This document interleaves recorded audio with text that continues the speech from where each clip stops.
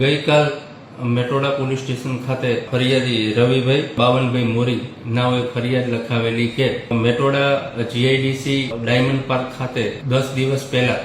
કોઈ અજાણ્યા વ્યક્તિઓએ 10 જેટલા આખલા ઉપર એસિડ જેવું પ્રવાહી રેડી ગંભીર ઈજા પહોંચાડવાના ઈરાદે કૃત્ય કરેલું હોય, જે અનુસંધાને તાત્કાલિક રવિભાઈની મેટોડા પોલીસ સ્ટેશન ખાતે બીએનએસ કલમ 325 પ્રાણી ક્રૂરતા અધિનિયમન કલમ 11 મુજબ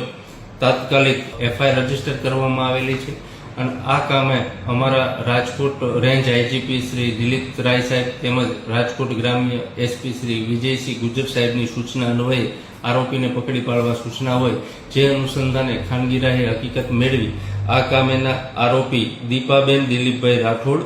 બીજું શોભનાબેન ઉદૈયા રે બંને શ્રીનાથ પાર્ક સોસાયટી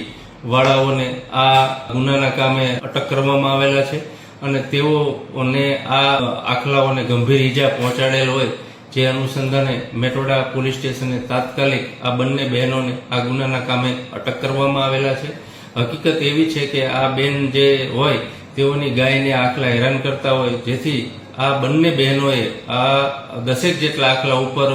ગંભીર ઈજા પહોંચે એ રીતે એસિડ ફેંકવામાં આવેલું હતું અને તેઓ બંને બહેનોની મેટોડા પોલીસ સ્ટેશને અટક કરવામાં આવેલી છે અને આ કામે આગળની તપાસ મેટોડા પોલીસ સ્ટેશન ચાલુ છે.